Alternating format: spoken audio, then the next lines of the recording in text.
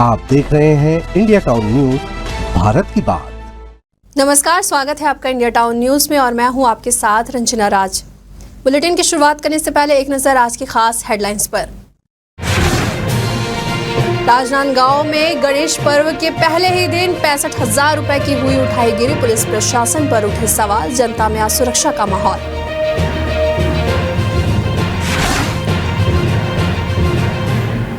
साजा विधायक के पीएसओ के घर हुई चोरी। पुलिस ने कुछ ही घंटों में आरोपियों को धर दबोचा। आरोपियों को भेजा गया रिमांड पर।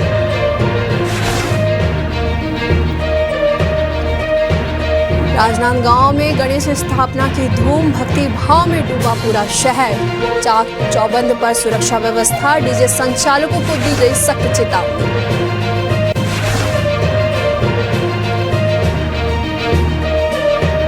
कमला कॉलेज परिसर में गणेश पंडाल हटाने को लेकर हुआ विवाद। समिति ने प्रशासन पर भेदभाव का लगाया आरोप। प्रशासन और समिति के बीच बातचीत जारी।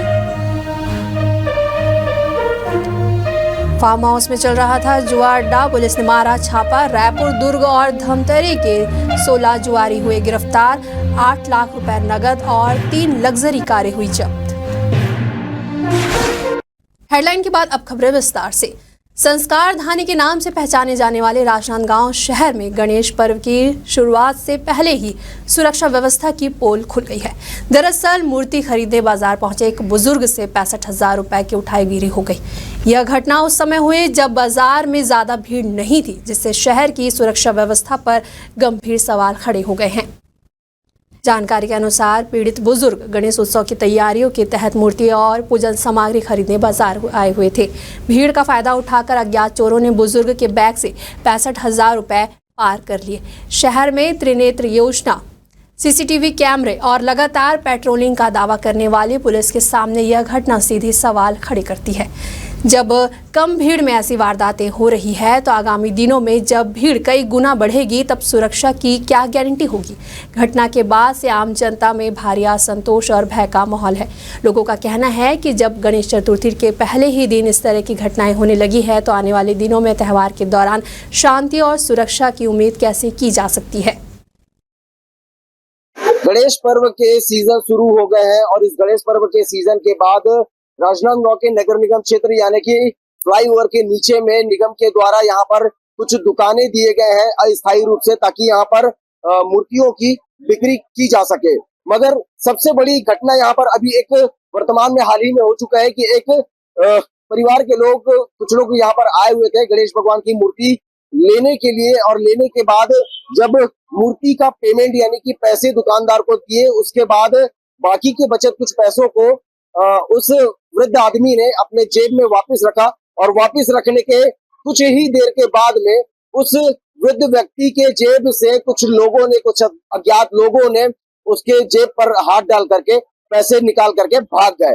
अब सोचने का विषय ये है कि आखिरकार जब निगम के द्वारा दुकानें दे दी जाती है, व्यवस्थाओं को बना दी जाती है, तो सबसे बड़ी व्यवस्था जो इसकी सुरक्षा को लेकर के रहते हैं उस पर क्यों इंतजामात नहीं किए जाते हैं। आपको बता दिया जाए कि जितने भी यहाँ पर पूरे पंडाले लगे हुए हैं, उस पूरे पंडालों में ना ही किसी भी प्रकार की निगम की अमला टीम है, ना ही पुलिस विभाग की टीम है, ना ही किसी भी प्रकार की सुरक्षा की दृष्टिकोण से कोई इंतजामात किए गए हैं। ये सबसे बड़ा सवाल खड़े हो रहा है और देखने का विषय तो ये होगा कि आखिरकार क्षेत्रीय थाना कब तक उन चोरों तक पहुंच पाती है और इस ऐसे अपराधों को रोकने पर सफल हो पाती है। कैमरा पर्सन आकाश गंजीर के साथ इंडिया टाउन न्यूज, राजनांदगांव। चलिए बढ़ते अगली खबर की ओर, जहां राजनांदगांव के सदर बाजार क्षेत्र में बाल मंडल के द्वारा हर वर्ष की तरह इस वर्ष भी गणेश चतुर्थी के अवसर पर भव्य रूप से गणेश प्रतिमा की स्थापना की जा रही है। यह परंपरा महाराष्ट्र की तर्ज पर निभाई जाती है और इसकी शुरुआत मंडल के पूर्वजों के समय से हुई थी। मंडल के सदस्य बड़े उत्साह और श्रद्धा के साथ इस आयोजन की तैयारियों में जुटे हुए हैं। मंडल के द्वारा बताया गया कि यह केवल एक धार्मिक आयोजन नहीं बल्कि सांस्कृतिक और सामाजिक एकता का प्रतीक है, जो पीढ़ियों से चले आ रहे विश्वास और भक्ति को दर्शाता है। साथ ही मंडल के एक वरिष्ठ सदस्य ने बताया कि यह परंपरा हमारे पूर्वजों ने जिस श्रद्धा और समर्पण के साथ शुरू किया था, हम अभी भी उसी भावना के साथ इसे आगे बढ़ा रहे हैं। हाँ, ये सदर गणेश बाल मंडल है।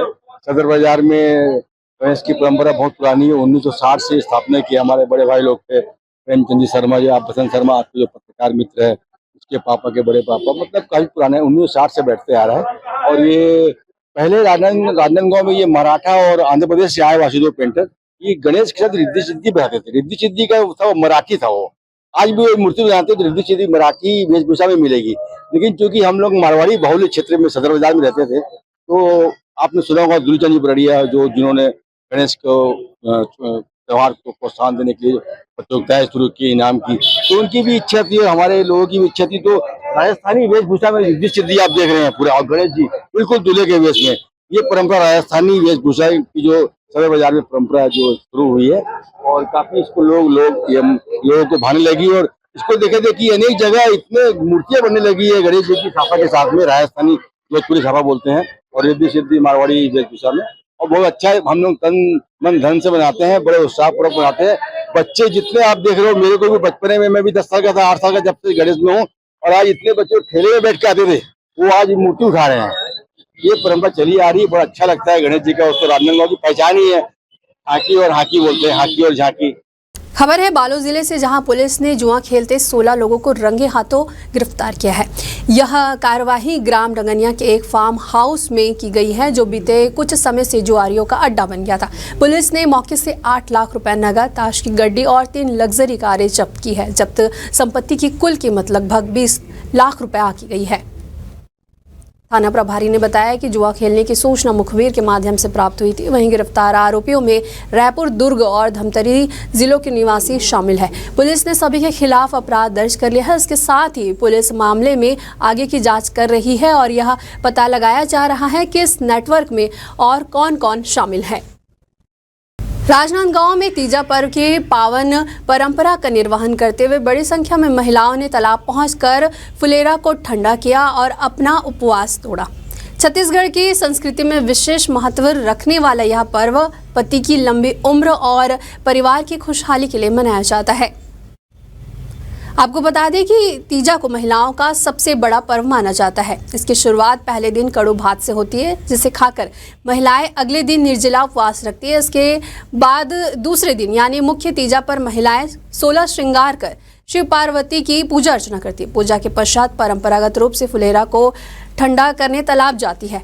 तालाब में फुलेरा ठंडा करने के बाद महिलाएं व्रत का पारण करती हैं। इस मौके पर तालाबों में महिलाओं की भारी भीड़ देखने को मिली। ये हम लोग का तीज का उपवास सभी जानते हैं। परसों से हम लोग यहाँ मतलब लड़कियां अपने मायके में आती हैं कड़ू भात करने के लिए। सब लड़कियों को अपने अपने घरों बुलाते हैं, कुछ सुहाग सामान वगैरह देते हैं, फिर हम लोग सब खरीदारी करते हैं। और मतलब उसके बाद अगले दिन से मतलब 12 बजे के बाद ये निर्जला उपवास का शुरुआत करते हैं। और कल रात्रि के 12 बजे तक हम लोग सब अपना 5 टाइम शंकर भगवान की और गौरी मैया की आरती करते हुए सब सखियां मिल के हम लोग पूजा किए, साथ में भजन कीर्तन करते हुए हम लोग 12 बजे रात तक जगे। फिर उसके बाद भी रात्रि जागरण किए और अभी सुबह में आके विसर्जन के लिए शीतला मंदिर पे आए थे। मेरी शादी को तो 20-22 साल हो गए हैं और मैं 20-22 सालों से ही पूजा करती हूँ।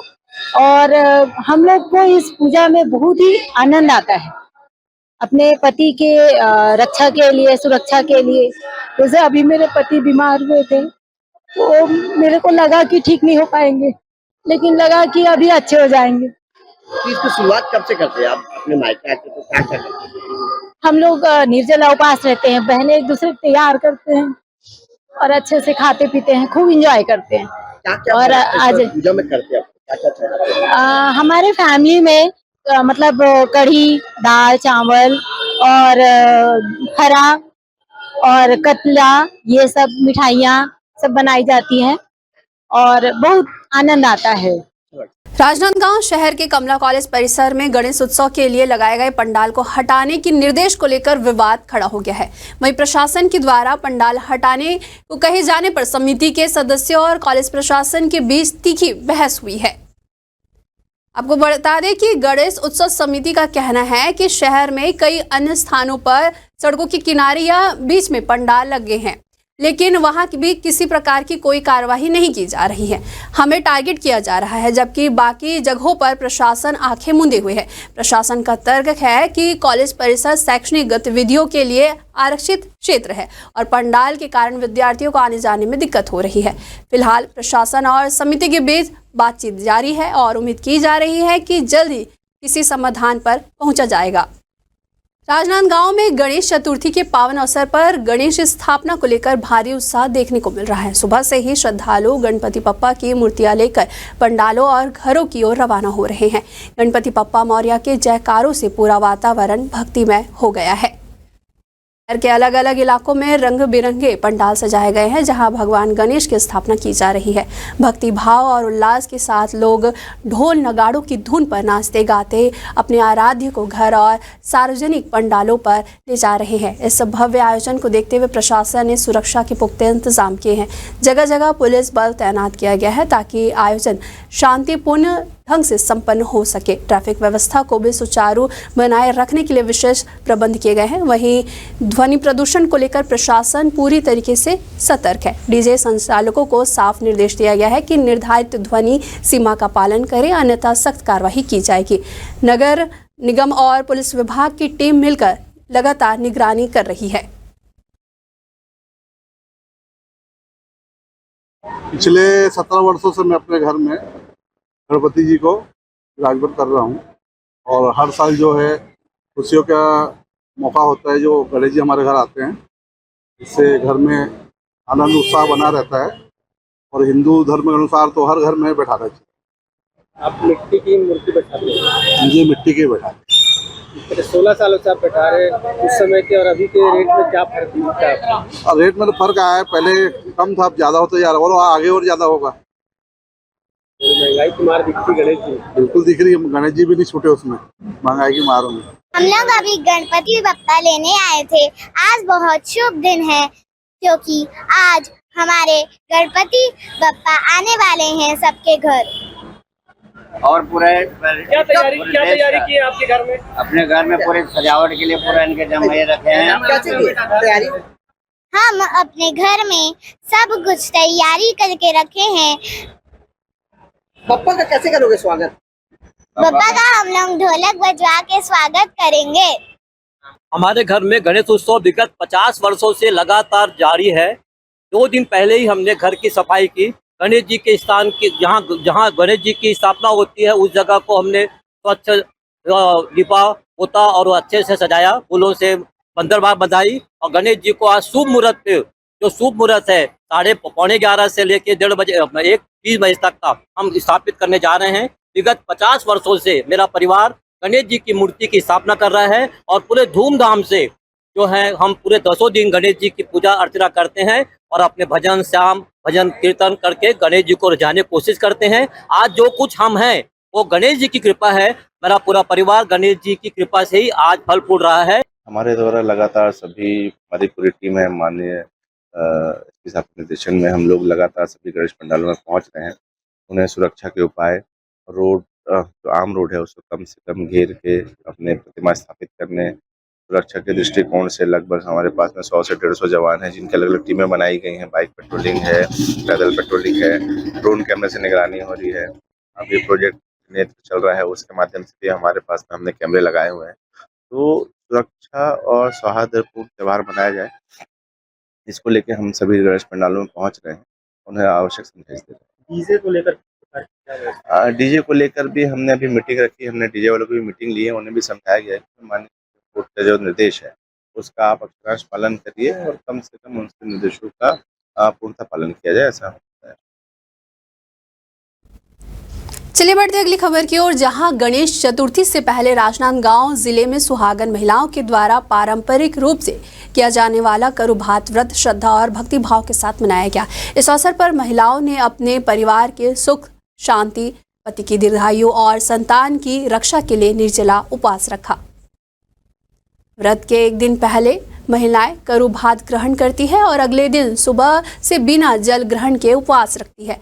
दिन भर शिव जी की आराधना और व्रत के नियमों का पालन करने के साथ ही महिलाएं रात भर जागरण करती है। इसके बाद गणेश चतुर्थी के दिन विशेष पूजा अर्चना के बाद महिलाएं भगवान शिव के प्रतीक के रूप में मिट्टी से बनाए गए शिवलिंग को जल स्रोत, तालाब या नदी में विधिवत विसर्जित करती है। इसके साथ ही उनका उपवास संपन्न होता है। यह परंपरा केवल धार्मिक आस्था का प्रतीक ही नहीं है, बल्कि सामाजिक और पारिवारिक एकता को भी सशक्त करती है। पहले कड़ू भात खाते हैं, उसके दूसरा दिन उपास रहते हैं, तीज का उपास, पति की लंबी आयु के लिए, बाल बच्चा अच्छा रहे करके और घर परिवार अच्छा रहे, सुख समृद्धि बने रहे हमारे परिवार में। और दूसरे दिन फिर उपास तोड़ते हैं, उसके बाद विसर्जन करने आते हैं, फुलेरा रखते हैं रात में और रात भर जगते हैं, भजन वगैरह करते हैं और फुलेरा ठंडा करने आते हैं और अभी घर जाके फरारी करेंगे। ये तीज का त्योहार सुहागिनों के लिए बहुत ही पवित्र होता है, क्योंकि ये त्योहार बोला जाए तो पतियों के लिए रखा जाता है, जो यहाँ मायके में रखा जाता है। और पहले दिन तो ये करू भात का कहलाता है, उसके बाद फिर दूसरे दिन हम लोग निर्जला उपवास रहते हैं, जिसमें कुछ पीना खाना नहीं रहता और फुलेरा रखते हैं। रात भर उसके भजन कीर्तन सब करते हैं और 16 श्रृंगार करके माता पार्वती और भोलेनाथ का हम पूजा करते हैं। दूसरे दिन फिर गणेश चतुर्थी के दिन हम यह फुलेरा और भोलेनाथ जी को विसर्जन के लिए हम लाते हैं। माता पार्वती जी को 16 श्रृंगार देते हैं और यहाँ तालाब में आके उनको विसर्जित करके अपने जो पति के लिए जो लंबी कामना करते हैं और परिवार अच्छा रहे, सुख सुविधा सब चीज अच्छा रहे, इसकी हम कामना करते हैं। ये पति के नाम का व्रत है, इसलिए उपवास रखा जाता है। उपवास के दिन रात में भोलेनाथ बनाते हैं, उसका पूजा करते हैं और रात को पूजा पाठ करते हैं, भजन वजन करते हैं और आज सुबह पूजा करके अभिसर्जन करने आए।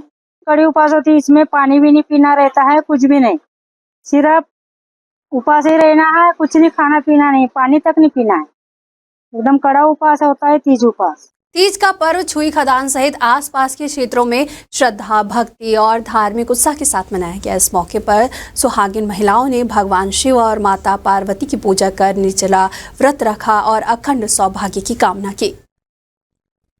सुबह से ही महिलाएं पारंपरिक परिधानों में सज धज कर पूजा की तैयारी में जुटी रही। मिट्टी से शिव पार्वती की प्रतिमा बनाकर पूरे विधि विधान से पूजा अर्चना की गई।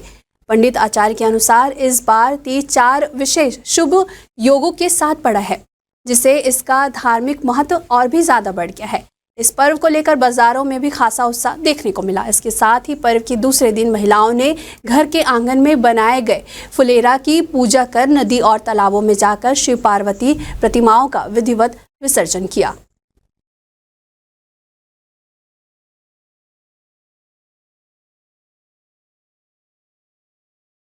इसकी विधि ऐसी है कि हम सभी महिलाएं अपने मायके जाकर इस पर्व को मनाती हैं।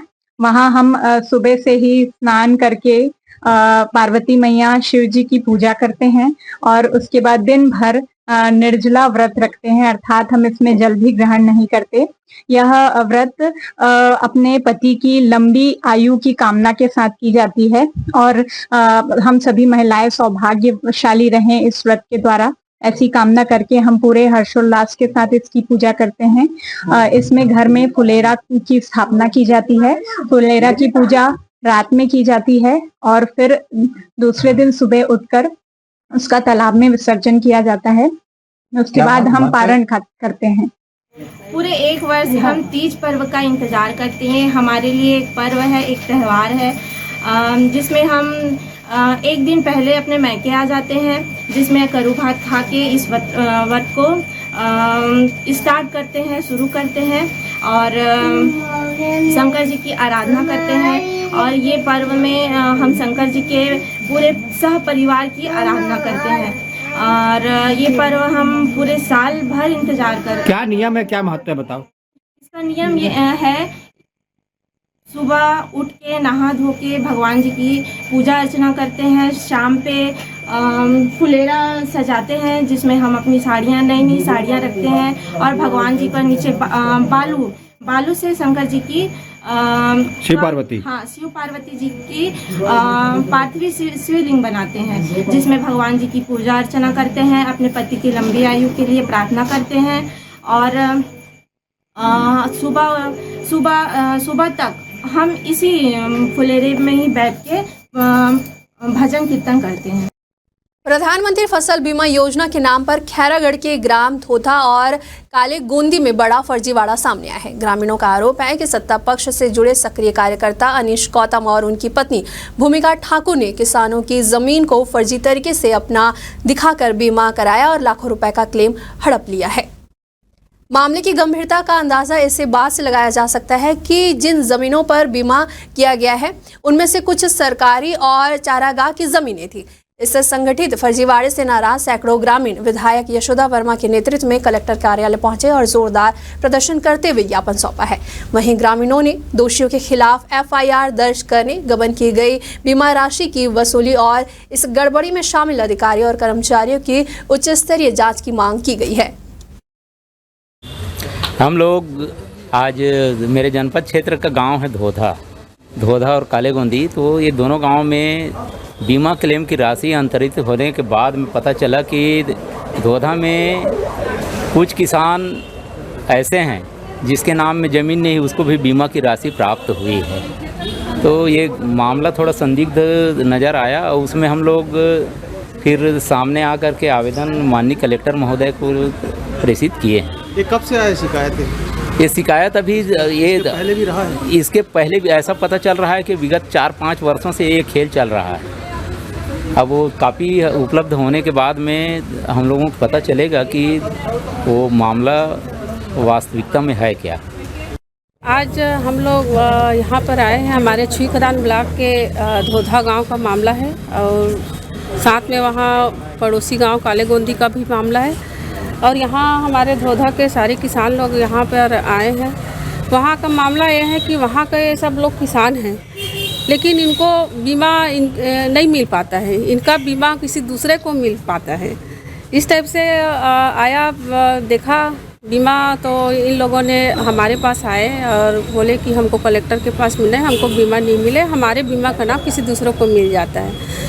तो वहाँ हमको पता चला कि वहाँ चारागाह ज़मीन भी है जो 20 लोगों के नाम से है और वो 20 लोगों के नाम से चारागाह का ज़मीन जिसमें ना खेती करते हैं ना कुछ नहीं करते हैं, उसका बीमा भी उन गाँव वालों को मिल गया है और किसान को नहीं मिल पाया। वहाँ धोधा में धान खरीदी केंद्र भी खुला है जो सरकारी है, धान खरीदी केंद्र खुला है, वहाँ का भी उस ज़मीन का भी सरकारी ज़मीन का भी बीमा आया है और उस बीमा एक महिला के नाम से बीमा मिला है। तो इसी को लेकर हम लोगों ने कलेक्टर के पास आए हैं और कलेक्टर साहब बोले हैं कि हम जांच गठित कर रहे हैं और जांच करवाए, जो भी अधिकारी या कर्मचारी या पटवारी जो भी दोषी है जिसमें फर्जी करे हैं उसके ऊपर हम लोग कड़ी से कड़ी कार्रवाई करेंगे।